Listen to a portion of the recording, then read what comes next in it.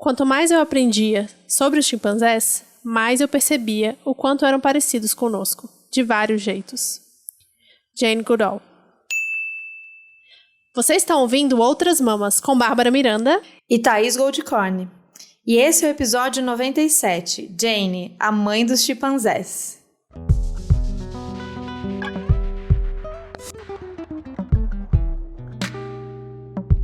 Eu tenho um recado especial pra vocês antes da gente começar. Tá chegando o final de ano. Gente, acabou o ano, né? É isso, 2020, estamos encerrando. E esse ano foi já... Quem conversa com a gente lá no Telegram, no Instagram, a gente já falou como foi um ano difícil pra todo mundo, mas falando aqui da gente, foi difícil pra gente produzir, teve a mudança da Babi, e a gente tá muito orgulhosa, né, Babi, que a gente conseguiu chegar nesse final de ano com Outras Mamas de pé, lançando episódio, com muita interação com vocês. Então, pra agradecer, assim, demais... o apoio, especialmente da nossa galera do Apoia-se. A gente vai ter uma surpresa muito massa para vocês que estão lá fortalecendo com a gente. Se você ainda não faz parte desse grupo restrito e maravilhoso, procure saber como ajudar Outras Mamas financeiramente. Vocês já ajudam muito a gente ouvindo, compartilhando, mandando para as amigas, mas existe esse apoio financeiro que também é muito, muito, muito importante para esse trabalho continuar. Então vai rolar um final de ano especial de agradecimento para essas pessoas que estão lá. Se você quiser saber como apoiar Outras Mamas, agora tem outras maneiras também, além do Apoia-se. Tem um post que é um dos últimos posts do Outras Mamas sobre como apoiar o nosso trabalho. Lá tem todas as observações, mas se você quiser entrar direto no Apoia-se, é apoia.se/Outras Mamas Podcast. É isso. Vamos pro episódio. A gente tá muito empolgada, a gente tá bem apaixonada, e esse é mais um dos episódios que a gente faz sobre livros ou filmes, né? A gente, desde que a gente começou... Qual que a gente começou? A vegetariana, né? O livro A Vegetariana, a gente estabeleceu que uma vez por mês, não sei se isso vai valer para 2021, né, gente? Não, tá tudo aberto aí. Mas 2020, esse finalzinho, rolou isso da gente comentar, porque é uma coisa que a gente gosta bastante de fazer e vocês gostam também, vocês sempre respondem, fala sobre esse livro, fala sobre esse filme. Então, a gente resolveu falar sobre este documentário, né, Babi? Quem que contou desse documentário pra gente? Você já conhecia ele? Eu entrei no blog do Feito por Elas, que é o podcast da Isabel Whitman. Nossa queridíssima amiga que participou já deste podcast no ano passado, se eu não me engano, no Oscar. Qual que é o número do episódio? Achamos o número do episódio? Não. A produção tá procurando, a produção tá tentando.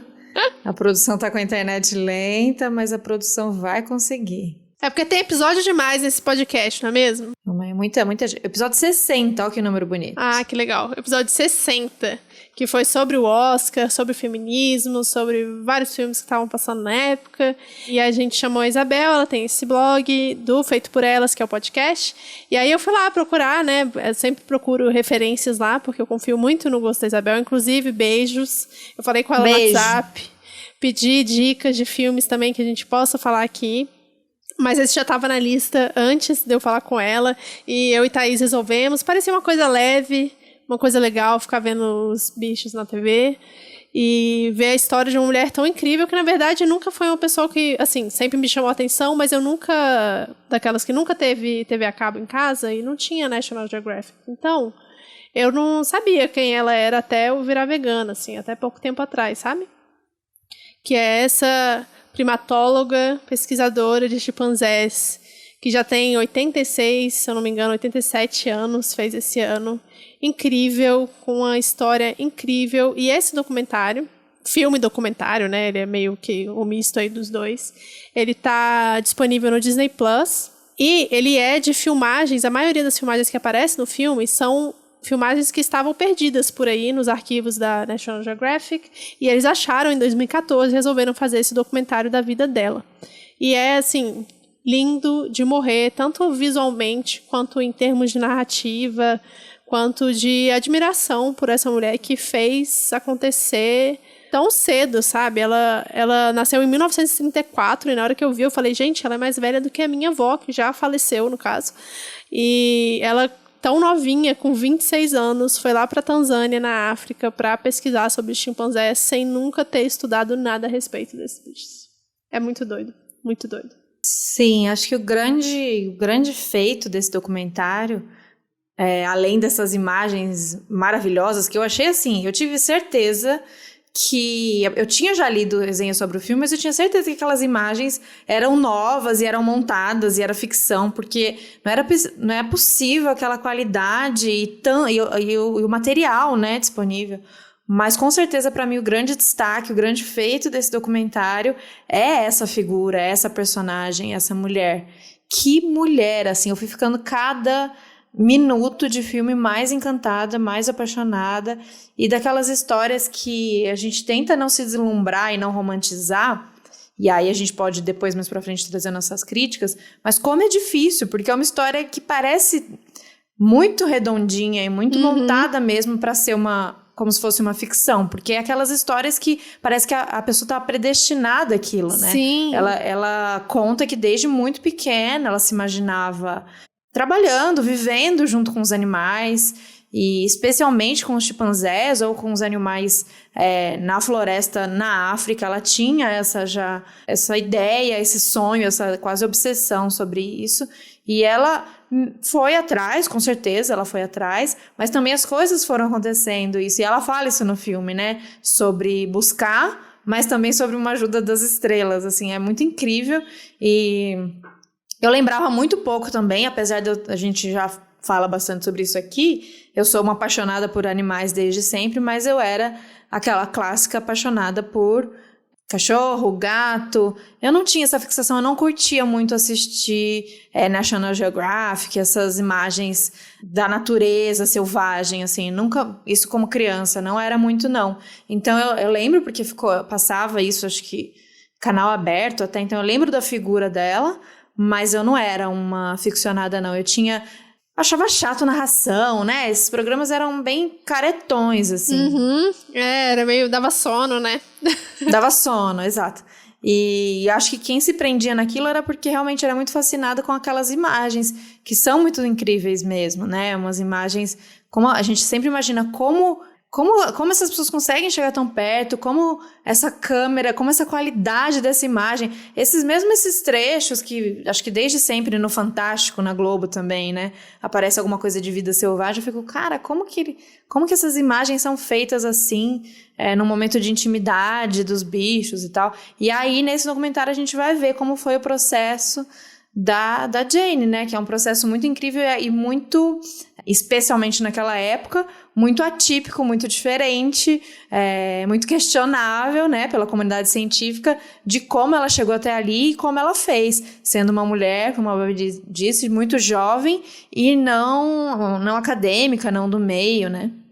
É muito incrível, e eu acho que ela ressalta isso várias vezes. Se vocês assistirem entrevistas dela depois também, ela falando como que as coisas aconteceram como mágica na vida dela, né? E eu acho até por esse vídeo estar disponível no site da Disney, eles iam fazer uma coisa mais romantizada. Então não foi uma coisa que me decepcionou, assim, de certa forma, que eu li algumas críticas que reclamaram disso, assim, é muito romantizada a forma como colocam. E realmente, se você pesquisar a vida dela, tem umas complicações que não aparecem ali no filme, mas de certa forma é uma mágica mesmo, porque a mãe dela é uma fada madrinha, né?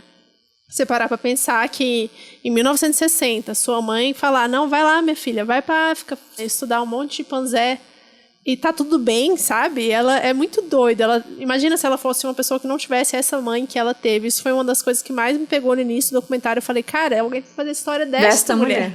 Dessa mulher que criou mãe solo eu acho que, se eu não me engano, ela tem uma irmã, então são 2 filhas, né? Que o pai simplesmente abandonou, nunca esteve presente, e criou essas mulheres para serem totalmente independentes, sabe? Ela fala também sobre como ela nunca pensou em casar, nunca pensou em ter filho, e essas coisas foram acontecendo na vida dela, mas sem ela realmente querer, né? E eu fiquei pensando, gente, essa mulher lá em 1940 pensava em ir pra África, vir morar com os animais e, sei lá, eu quando criança, qual eram os meus sonhos, sabe? Eu fiquei assim, tipo, nossa, realmente parece que é uma coisa meio de destino, de encarnação, assim, de outra vida que veio junto com ela e essa é a missão dela nessa vida.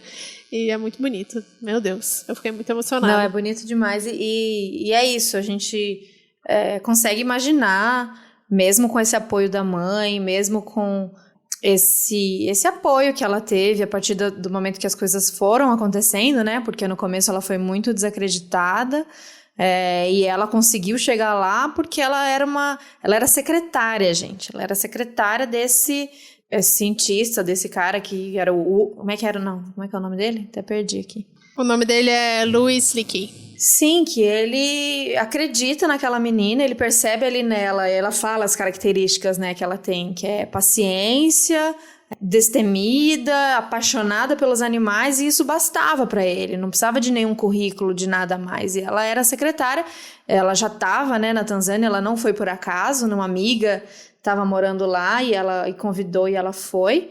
Mas sem ser esse caminho que a gente imagina, né? O caminho do laboratório, o caminho da academia, ou um caminho de quem já tem muito dinheiro e aí investe tudo e vai meter a louca. Não era esse o caminho dela, não era essa estrutura que ela tinha. Ela não tinha...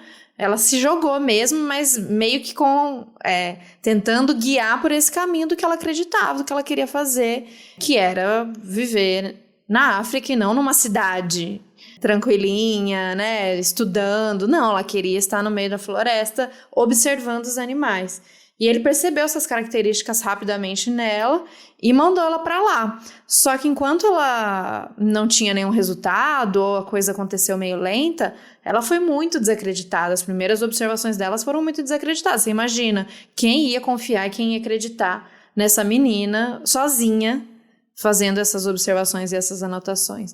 Então, ela só começa a ter algum tipo de estrutura quando ela começa a fazer essas observações e ter esse contato com os chimpanzés que realmente começaram a mudar a história, não só de como a gente vê os animais, mas a história de como a gente nos via nós mesmos, seres humanos, né? Ela mudou, foi uma mulher, eles usam bastante esse clichê, né? A mulher que mudou a definição do que é ser um homem. Ela redefiniu o que até então, imagino que se pensava até aquele momento sobre os homens, né, sobre o ser humano, sobre os animais. Então, o que a gente tinha até ali é que nós, seres humanos, éramos os únicos que pensávamos, os únicos que usávamos ferramenta, os únicos que sentiam, e os animais não, nenhum outro animal.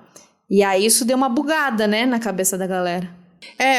Até então, o Louis Leakey é que estava, né, o chefe dela nessa expedição. Ele que estava pesquisando bastante e ninguém nunca tinha estudado os chimpanzés na natureza. Imagina, em 1950, 1960, como que as pessoas tinham exatamente todo o equipamento, toda a estrutura para poder ir no meio da floresta, ficar observando os animais. E ele investiu muito nisso, exatamente porque tinha a teoria, né? A gente tinha já ainda a teoria de que o ser humano vinha dos macacos e que o chimpanzé seria um irmão próximo do ser humano.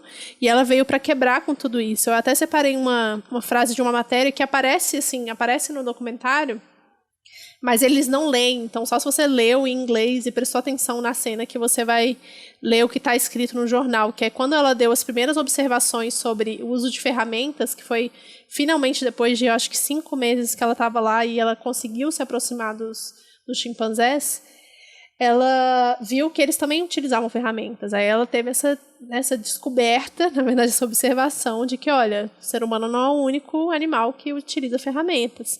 E aí saiu numa matéria de um jornal da época, e ela foi retratada como Loures guia com mais tempo para macacos do que para homens. Ou seja, ela estava sendo invalidada de várias formas aí nas matérias, as pessoas fazendo observações sobre o corpo dela, olha que novidade. Ao invés de falar sobre a pesquisa e dizer que talvez não fosse verdade, porque como é que essa mulher que não tem conhecimento científico nenhum vai estar falando alguma coisa que é verdade? Os macacos não conseguem fazer ferramentas, os chimpanzés não conseguem fazer ferramentas. E aí foi que teve uma mudança bem grande na vida e na pesquisa dela, que foi quando mandaram um fotógrafo, um videógrafo, para acompanhar o trabalho dela, que foi o Hugo Van Lowick, que a maioria das imagens do documentário são dele, que foram essas imagens que foram perdidas. Sim, e aí fica claro, porque até então eu não sabia, né, dessa história, da história deles, e aí começa o documentário com essas imagens, tipo, imagina que essa menina é uma mulher padrãozona, loira, usando o seu uniformezinho caqui e um all-star, como observou a Babi.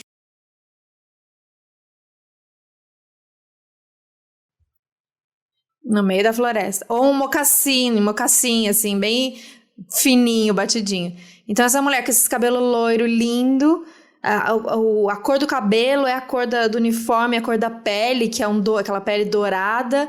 Essa mulher, as imagens que tem dela é assim, parece que ela é a garota do Fantástico, assim, porque tem ela pulando cachoeira, pulando riachinho, tem ela. Aí ela pega o seu binóculo. Eu falei, não é possível que isso é real, sabe? Parece que realmente, se fosse uma ficção, seria uma direção de um homem colocando todo o estereótipo do tipo, estudiosa e colocando todos esses, sabe? Loira, com um shortinho curto, andando pela floresta. Parece tudo montado. Eu falei, não é possível que essas imagens são reais. E são. Mas aí quando entra e explica que quem chegou lá foi o Hugo para fazer essas imagens, ele estava completamente apaixonado, gente. E aí sim, ele esqueceu de fotografar, de filmar o orangotango, o chimpanzé. Ele ficava filmando a mulher bebendo água, a mulher subindo, a mulher descendo. E não são muitas imagens dessa mulher, para que isso?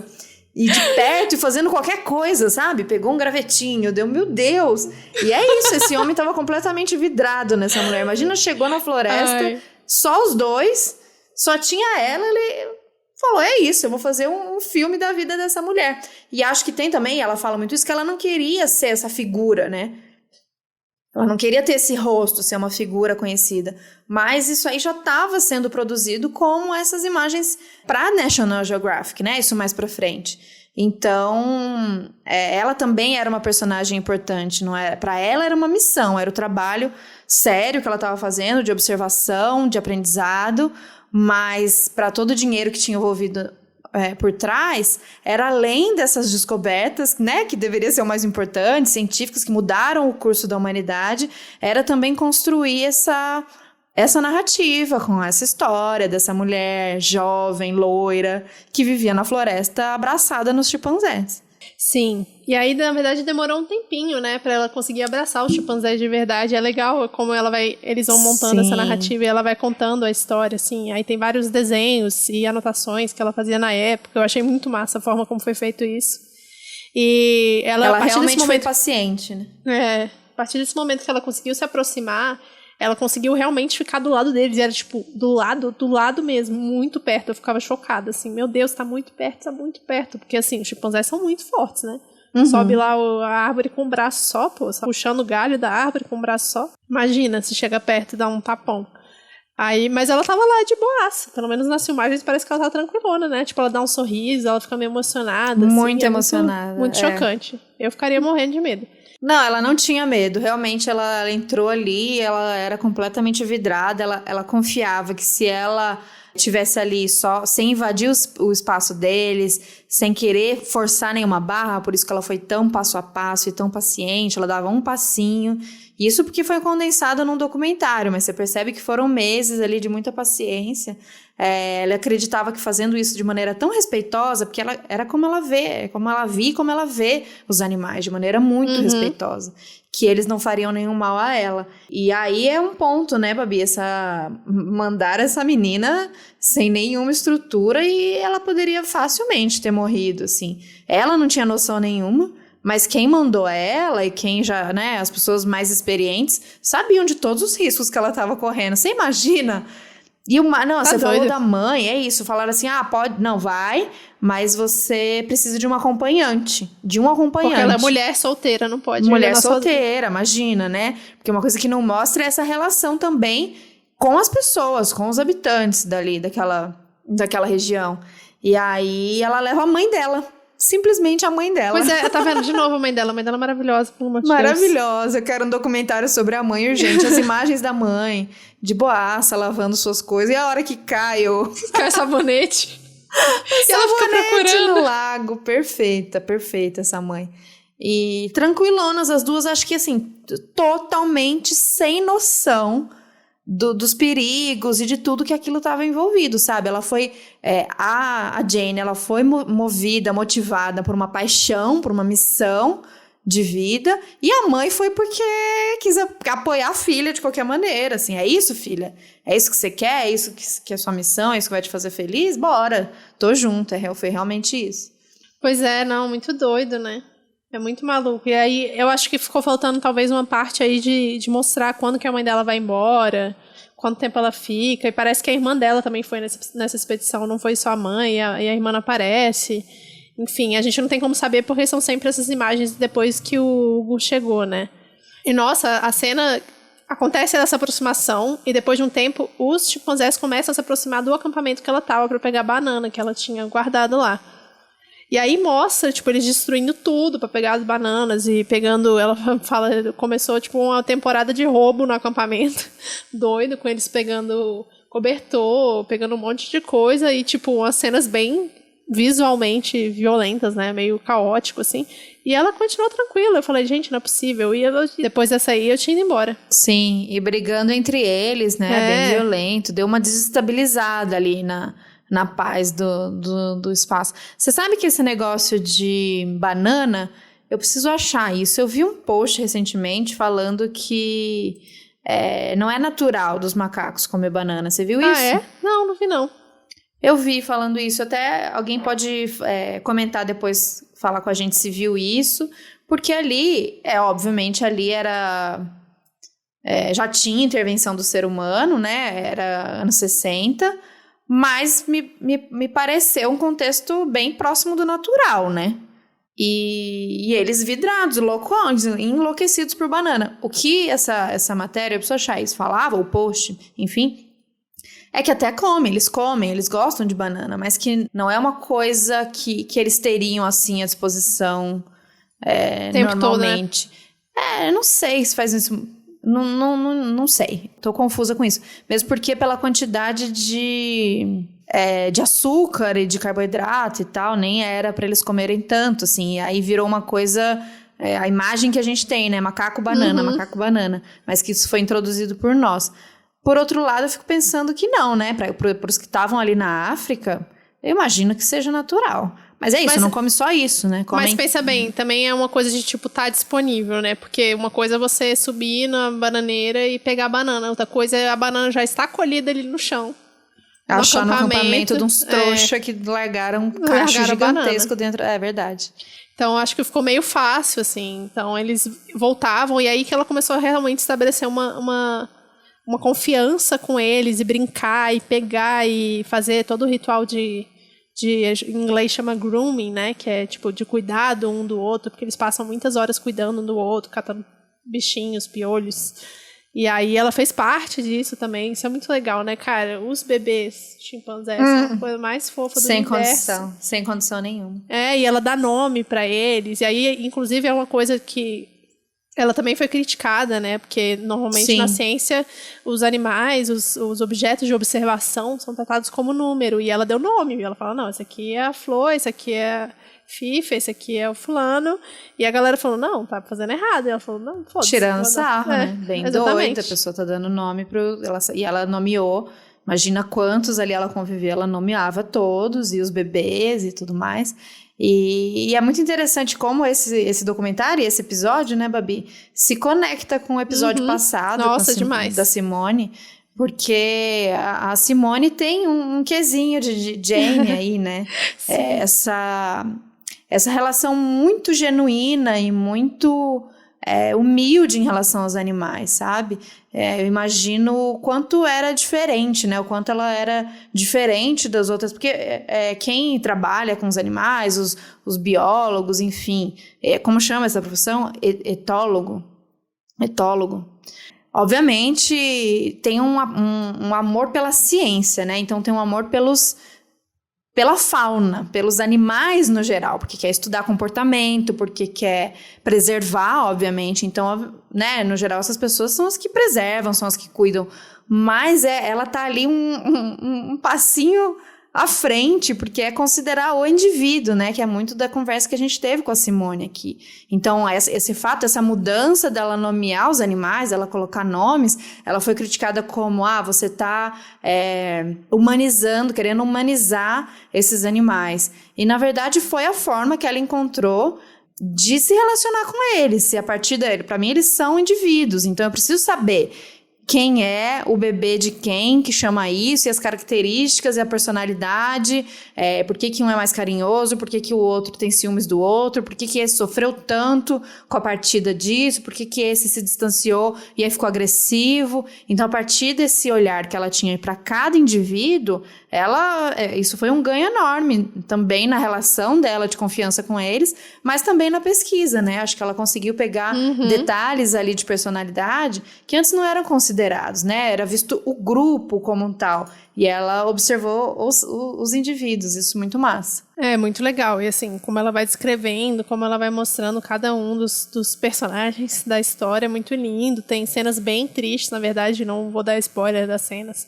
mais tristes, e eu acho que uma parte importante de ressaltar é no momento que tem uma quebra do grupo, e aí o grupo se separa, uma parte vai para o sul da reserva ali onde eles estão pesquisando, que na época não era uma reserva, mas hoje em dia já é um parque nacional lá na Tanzânia, e outra vai para o norte, e de repente eles se atacam e a tribo do norte, o grupo do norte mata a tribo do sul todinha, assim, e é muito chocante as imagens.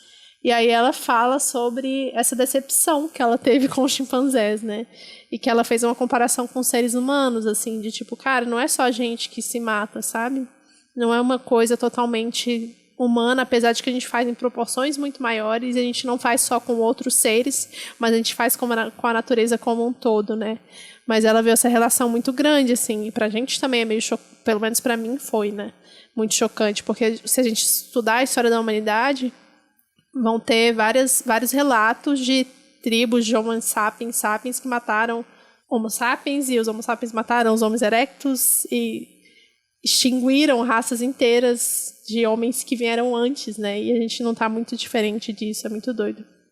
Eu acho essa percepção que ela tem, ela disse, né, que ali acabou o pequeno paraíso deles. Eu acho que ela também tem esse olhar que a gente acaba tendo, tem esses dois olhares, né? O olhar ruim sobre os animais, de que eles são agressivos, violentos, de que eles não pensam, de que eles não sentem, mas tem também o olhar romantizado, de que eles são... e ela falava isso, né? Eu achava que eles eram a nossa versão evoluída, porque, né, a ciência diz o contrário, a ciência diz que a gente evoluiu deles.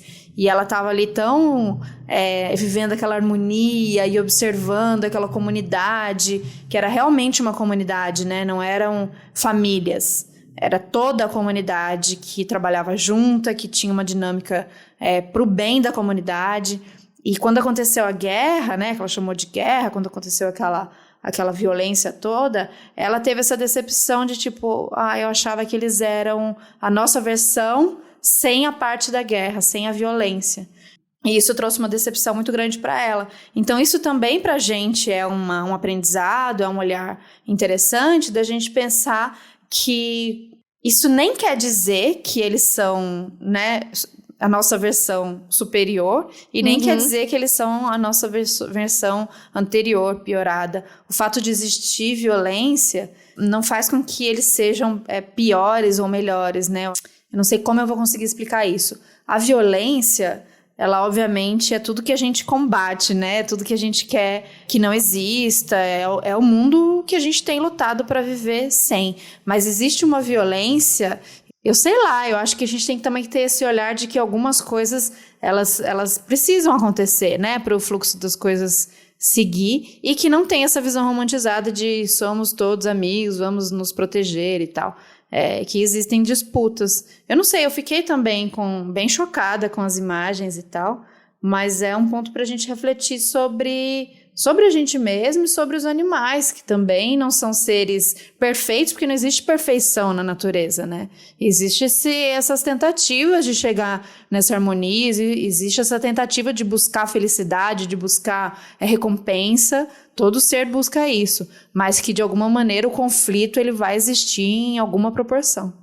Até porque tem todo um esquema de evolução aí, que até hoje é estudado, né? Eu vi uma entrevista recente da Jane, e aí o entrevistador perguntou, você acha que ainda tem muita coisa pra gente aprender sobre os chimpanzés? Ela falou, é infinito, não tem, eles estão evoluindo junto com a gente também, né?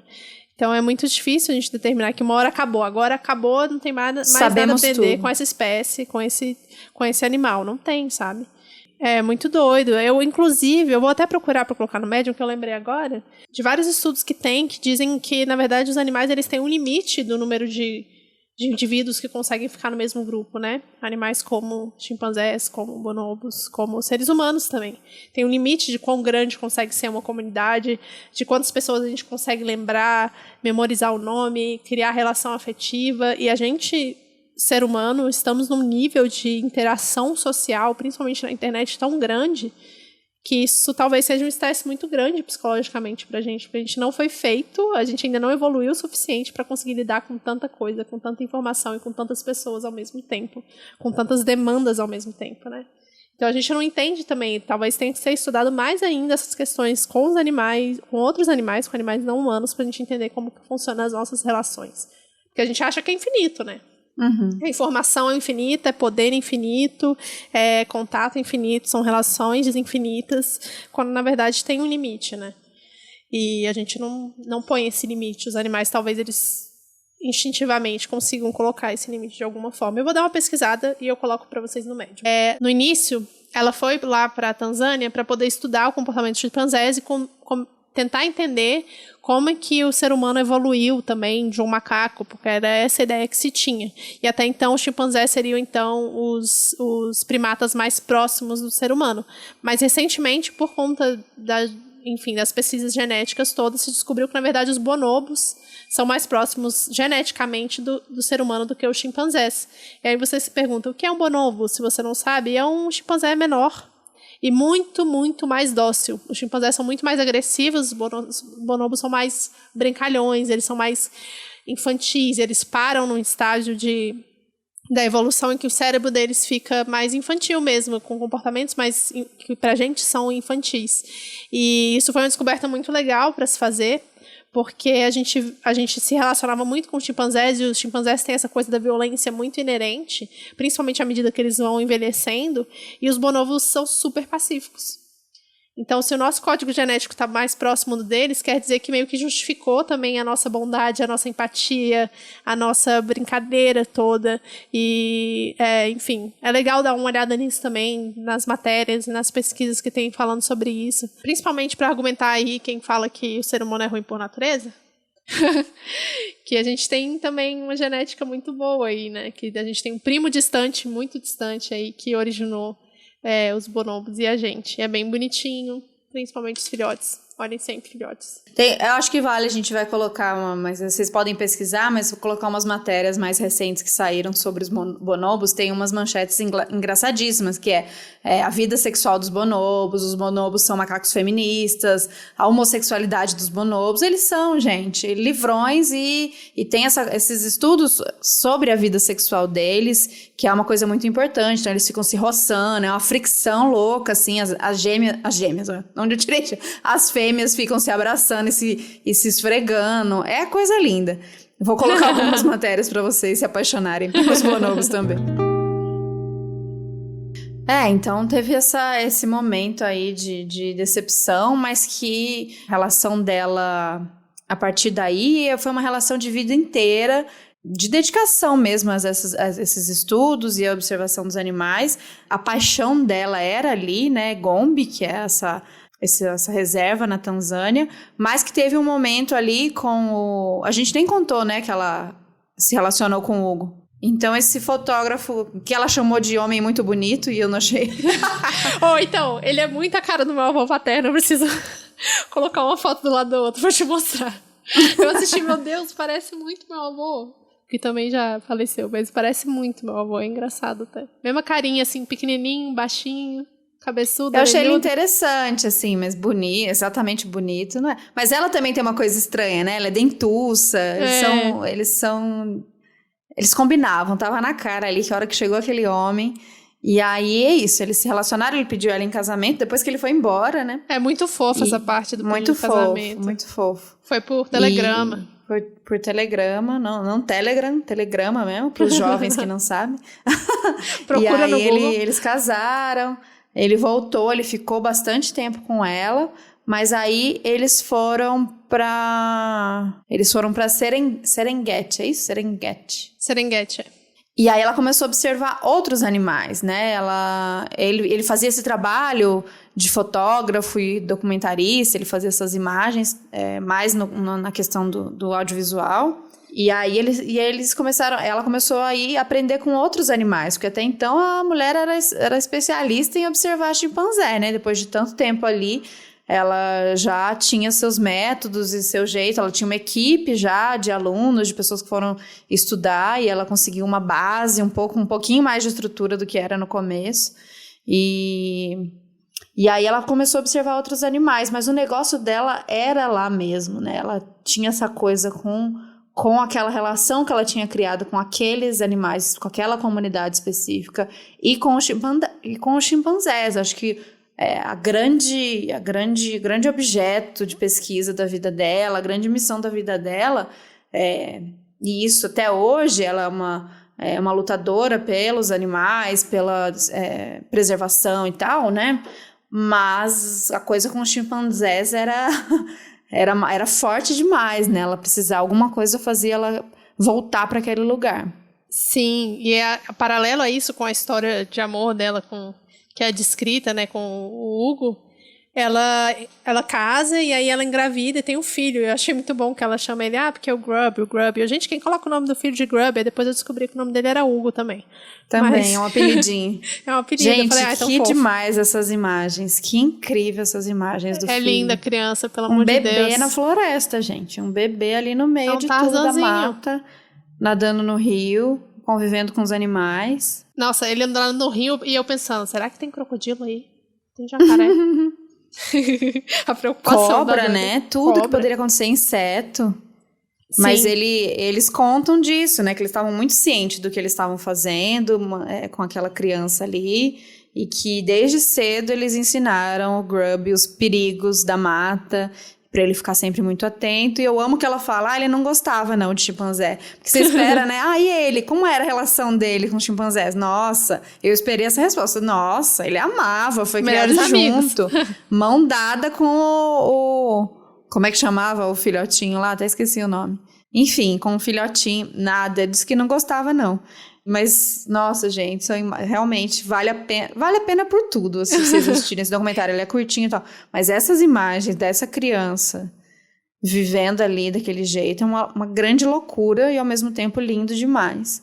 E ela, inclusive, faz um paralelo, que ela estuda a maternidade de uma das chimpanzés do grupo. E aí, ela antes de engravidar, ela já estava observando como que era esse relacionamento, se ela era uma mãe mais tranquilona, mais preocupada, porque cada uma reage de um jeito, né? E depois da maternidade dela, ela conseguiu entender muito melhor a maternidade da Flor, que é essa chimpanzé, e a dela própria, com os ensinamentos que ela pegou da Flor, né? E é muito linda essa fala dela, bem, bem tocante também, assim. Isso é um dos pontos que a gente, na discussão do veganismo, é uma coisa que a gente ouve bastante, né? De mulheres mães, o quanto fazer essa associação, né? Ter esse olhar de quando você vê imagens do bezerro com a vaca, qualquer filhote com a sua mãe, especialmente as mulheres que amamentaram, relembrar dessa fase, ou viver essa fase da amamentação, ou desses primeiros momentos do puerpério, essa coisa tão intensa, o parto em si. Então, sabendo de todo esse vínculo e de toda essa força, toda essa conexão, o quanto você protege a sua cria e que você vira bicho, né? Muitas vezes as mães usam esse comparativo, eu viro bicho, minha cria, né? E não por acaso, porque as mães na natureza tem esse mesmo comportamento. Então, a partir dessa observação, muito injusto o que a gente está fazendo, separando um bebê da mãe, muito injusto comer um bebê, como acontece muitas vezes nessa indústria maluca. Então, muitas começaram a refletir para o veganismo a partir disso. E ela faz esse relato, né? Não do veganismo, isso não é trazido em nenhum momento no filme, mas esse relato de como ela passou a se entender melhor, a entender melhor a sua maternidade, a partir da observação da Flor, mas também entender mais a Flor a partir da sua maternidade. Elas criaram essa cumplicidade maior aí, porque elas se encontraram nesse ponto. Sim, não, isso é muito lindo, é muito legal. E, enfim, a história do documentário, ela vai até a parte que ela se separa do filho, porque ele já está em idade de ir para a escola, enfim, como ela é inglesa, ela manda o filho para a Inglaterra de volta para poder estudar na escola, porque eu acho que, por questões de lei mesmo, ela teve que mandar ele para lá. E aí eu fiquei sentindo falta de saber o que acontecia depois. Aí eu fui procurar no Google o que acontecia depois com ele, que eu falei, gente, mas que coisa, né? Ela fala sobre esse apego tão grande durante principalmente os 3 primeiros anos de vida com o filho, aí depois ela tipo, não, vou mandar meu filho pra... Tipo, foi meio triste, mas beleza, eu tô aqui fazendo meu trabalho. E realmente ela foi essa pessoa que não abandonou, obviamente, ela falava sempre com o filho dela, mas que dedicou a vida dela para esse trabalho e, obviamente, a criança sentiu. O que ela conta é que esse menino, ele fica, né, os meses lá na Inglaterra com a avó, ela ia, sei lá, não lembro como ela explicou, mas sei lá, ela ia no verão, ou ele vinha no verão, então tinha Ele vinha no verão e ela ia na primavera e no Natal. No Natal. E eles se encontravam. E é muito doido, né? Como de qualquer maneira, e continua sendo, é uma mulher incrível, uma mulher forte, uma mulher que quebrou 300 mil barreiras, e ainda assim você sente na fala dela, já recente, já atual, uma passada de pano e uma proteção para esse pai dessa criança, porque essa criança tem pai. O cara foi, saiu, continuou a viver o mundo fotografando as coisas, e ela fala, como se fosse uma decisão dela, né? Aí eu tive que mandar o Grub pra minha mãe, porque ele precisava estudar, e o Hugo trabalha, né? Como se o que ela estivesse fazendo ali não fosse um trabalho também, né? Então ela, apesar de todas essas quebras de barreiras e tal, ainda deve ter sofrido muito na mão desse homem. Essa maternidade, essa paternidade, não sabemos, mas imagino que tenha sido muito nas costas dela, mesmo que ela tenha tido que tomar essa decisão de mandar ele para morar com a mãe por uns meses e outros meses com ela. Me parece que ainda assim a grande responsa, a grande bomba, quem tinha que segurar era ela e a mãe, né? São sempre essas pessoas. E o cara seguiu pleno, também ficou conhecidíssimo como um dos maiores fotógrafos e cinegrafistas de natureza selvagem. Do mundo, então, assim, ele foi premiado e tudo. Ele foi premiado e tudo, né? Ele realmente teve uma carreira de sucesso, assim. Ele era mais novo que ela. Ah, é? Eu dei uma pesquisada. O que eu vi foi que o filho e ela tiveram uma relação bem conturbada, mas que depois foi se ajustando, né? Eles são amigos, ela diz que são amigos, né, até hoje. Com o ex-marido, que faleceu em 2002, eles foram amigos até o final da vida, mas eu vi 2 entrevistas com ela falando que era um relacionamento bem possessivo, assim, que ele tinha bastante ciúmes, inclusive de amigas mulheres, e que ela tinha muito amigos homens. Imagina, gente, é uma mulher que foi sozinha pra África, né, sozinha assim, de certa forma, conhecer uma galera e ficar com chimpanzés. Então ela tinha que ter amigos, né, de todos os gêneros, todas as etnias possíveis. E ele vivia com ciúmes, e isso foi desgastando, com certeza, apesar de que não mostraram isso no documentário. Eles simplesmente disseram que foi cada um tinha o seu trabalho por fazer. Ele lá em Serengeti e ela em Gombe. Então eles meio que se separaram e o filho foi para a Inglaterra. E aí depois vai mostrar uma parte de ativismo, né? Que tanto ele quanto ela participam em vários momentos juntos também, pelo trabalho que eles fizeram previamente. Mas ela chega a mostrar esse período em que ela começou a fazer ativismo e ela ia e voltava de Gombe. E o que eu fiquei bastante surpresa, não surpresa, mas de certa forma surpresa, com ela saindo e voltando sempre, né? E reconhecendo os chimpanzés e ele recebendo ela de volta com maior tranquilidade, sabe? Porque eu, se fico um dia longe da Luna, no dia seguinte ela não fala comigo. Eu falo, gente... Eu achei muito interessante que o que ela conseguiu criar ali em Gombe é uma comunidade de animais que aceitavam humanos, porque imagina que no primeiro contato ela passou 5 meses sozinha, tentando esse primeiro contato, e quando ela chegava perto, nem tão perto, assim, minimamente perto, eles fugiam. Então, até eles ficarem à vontade perto dela, tipo, fazendo as suas coisas, e ela ali só observando, foram meses. Até conseguir criar essa relação de coçar a cabeça, abraçar, esse contato mais próximo, mais tempo ainda. Quando chegou a equipe dela e a coisa começou a acontecer sozinha por muitos e muitos anos, ela saía e voltava e a equipe ficava. Eu imagino que essa equipe foi transitória, que entrou gente, chegava gente, saía gente, era gente pra caramba. E todos eram bem aceitos, não tinha mais essa relação de chegar e eles se afastarem. Então ela mudou, ela alterou, né? Ela conseguiu modificar uma percepção de um grupo de animais em relação à aproximação dos seres humanos. Então acho que por isso que quando ela saía e voltava, continuava igual, porque aquilo já tinha sido quebrado, né, a partir daquele momento. Pode ser, seja isso, né, porque a gente esqueceu de mencionar que ela tinha um grupo que trabalhava junto com ela, não era só ela. Então, nos momentos que, por exemplo, ela estava lá em Serengeti com o Hugo, o grupo continuava lá fazendo a pesquisa para ela, né. Então, isso meio que continuou e existe até hoje, né. É possível fazer parte desse grupo, assim. Bom, o documentário é basicamente isso que a gente falou. Obviamente tem mais detalhes. Eu recomendo muito, como a Thaís falou no início, é lindo.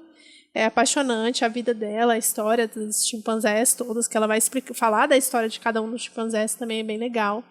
E deixa eu ver se tem mais alguma coisa. Uma coisa legal para falar foi que ela foi uma das poucas pessoas no mundo a serem aceitas para ter um diploma de doutorado sem ter formado na faculdade. Isso é muito legal. Sim, isso foi muito legal. E aí eu fiquei, óbvio, né, desde o começo do documentário pensando, será que ela é vegana? Será? Ela podia ser vegana. Tomara que ela seja vegana, porque vai que ela não é, talvez eu fique triste se ela não for vegana.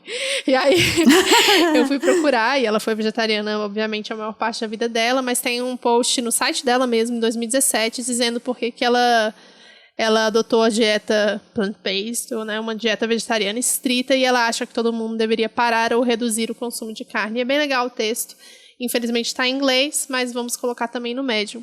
Tem bastante material sobre ela, bastante material em português, bastante matéria, porque é isso, ela, para quem acompanhou esse mundo selvagem, ela era uma figura conhecida. Essa imagem que ela não queria de ter a carinha dela estampada, de ser uma personagem, isso aconteceu, e quem viveu aí os anos 90, 2000, assistindo esses programas de vida selvagem, certamente lembra da cara dela, daquela mulher loira, vestida de caqui, abraçada com os chimpanzés. A gente ficou bem encantada, eu não sabia de 90% dessa história, e é isso que a Babi falou, a gente queria, quando a gente sabe de uma história dessa, de uma relação tão próxima com os animais, a gente sabe que existe... A maioria, não sei se a maioria, vou chutar aqui baseado no meu data Thaís aqui, mas a maioria dos pesquisadores, biólogos, pessoas ligadas à vida natural, a esses estudos, não são nem vegetarianas e nem veganas. E é uma grande, grande incoerência, é uma grande loucura na nossa cabeça como vegana, imaginar que uma pessoa consegue observar os animais, né, consegue ter essa relação tão próxima, ver como eles se organizam, como eles sentem, como eles sofrem, como eles amam, como eles demonstram carinho, como eles são inteligentes, e ainda assim ter esse olhar de que é possível, né, esquecer tudo isso e conseguir olhar eles como mercadoria.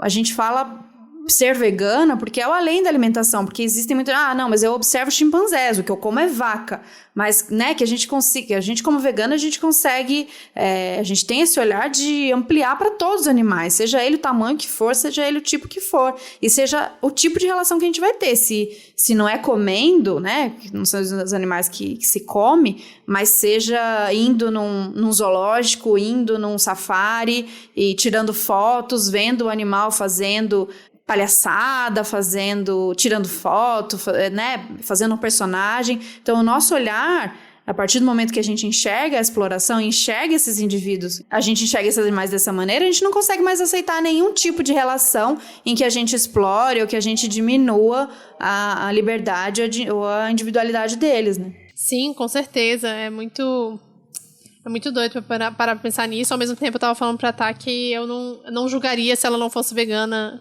apenas vegetariana, né?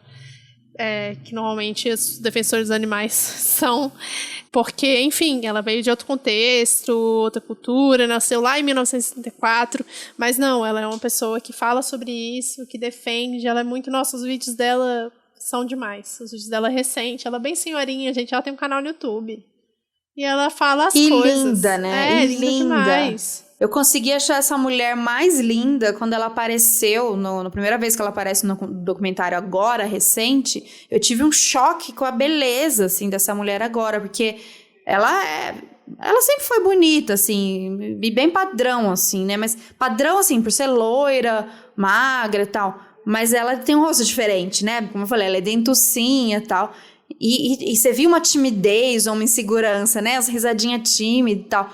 A hora que aparece a mulher de agora, de 80 e tantos anos, você fala, meu Deus, que força, né? Que presença, belíssimo. Nossa, muito gata mesmo. Assim, é de uma força incrível, um poder incrível.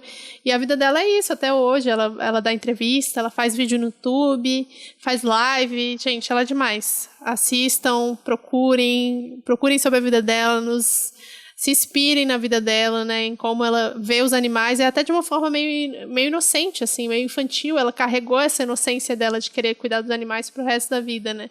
Então é muito bonito, assim, a forma como ela vê isso, como ela trata, como ela fala das coisas. E ela não deixa de falar mal do capitalismo, ela não deixa de falar mal da indústria. Tem frases muito legais dela na internet que vale a pena procurar para dar uma olhada e conhecer mais a história dessa mulher. Sim, acho que além desses ensinamentos, dessa reflexão, que esse filme traz e que a história dela traz, como a gente trouxe aqui, uma das primeiras coisas que ela fala no filme é que ela tinha um sonho na infância, ela sonhava em ser homem. E isso pra gente é muito significativo e hoje, com as nossas discussões mais avançadas, e ela mesma já reflete, ela já analisa em cima disso, né? E ela queria ser um homem porque ela tinha sonhos, né? Porque ela queria viver coisas que naquela época uma mulher não poderia viver. E que hoje muitas das coisas ainda não, outras sim, mas algumas com barreiras, ou algumas depende de onde você está. Mas enfim, a única maneira que ela conseguiu sonhar naquele momento como criança para poder realizar os sonhos que ela tinha para realizar era sendo um homem. Então isso é muito bonito porque ainda assim ela provou para ela mesma e para outras mulheres que ela podia ela mesma fazer aquilo que ela sonhava, né? Enfrentando, gente, todas essas barreiras, foi silenciada, foi duvidada, foi questionada, sofreu, mas ela conseguiu, né? Ela viveu o sonho dela e isso é muito bonito de se ver e acho que muito dessa mudança, dessa imagem de como a gente vê ela antes e depois, novinha e agora, é a imagem de uma mulher forte, né? De uma mulher que realizou o seu sonho. Então, a menina lá de 8 anos que queria ser homem para poder viver na floresta com os animais, hoje essa senhora de 80 anos, ela tem, acredito que nos olhos dela, na cara dela, dá para ver esse orgulho, né? Dessa história que ela construiu e todas as barreiras que ela venceu. Então, é inspirador e lindo demais. A gente super recomenda. Vão preparados para as emoções. Vale muito a pena, gente. Gente, um áudiozinho aqui extra, não reparem a mudança de voz, é que eu tô gravando isso no dia seguinte, porque depois que a gente já tinha gravado, a Thaís lembrou de uma coisa que a gente esqueceu de mencionar. Então, a gente queria falar sobre o nome do filme em português, que saiu Jane, a Mãe dos Chimpanzés, que é extremamente problemático, né? Mas esse é o nome somente em português, no resto do mundo inteiro saiu só Jane.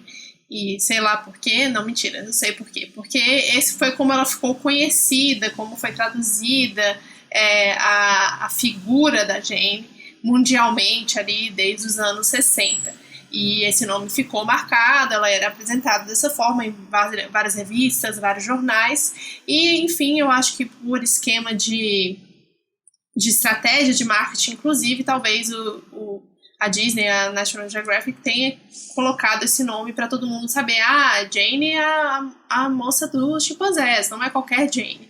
Mas é extremamente problemático, porque em momento nenhum ela se coloca como mãe dos chimpanzés. E se você estudar a história dela, na verdade, ela era considerada um indivíduo, inclusive, bem inferior, bem mais frágil dentro do grupo de chimpanzés, né? Ela estava ali dentro do grupo, se relacionando com eles, mas eles sabiam que ela não era tão forte quanto eles.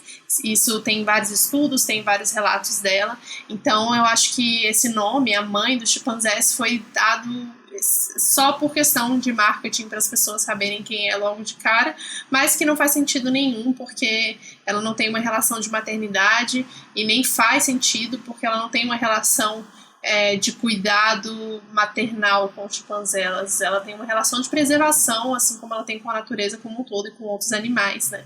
É uma relação de pesquisa, é um outro tipo de relacionamento. E é isso, eu só queria deixar essa notinha aqui. Gente, é isso. Foi muito legal fazer esse episódio mais leve também, de certa forma. Mais livre, né? Com menos roteiro fechadinho pra gente do que a gente ia falar. Foi lindo estudar a história da Jane. E espero que vocês se encantem com ela ao mesmo tanto que a gente se encantou. E se vocês tiverem alguma coisa para adicionar a essa história, podem mandar pra gente nos comentários aí dos posts ou no inbox, que a gente vai dar uma olhada. E deem dicas de mais filmes que vocês acham que ia ser legal da gente falar por aqui. Gente, muito obrigada e até semana que vem. Obrigada, um beijo. Tchau.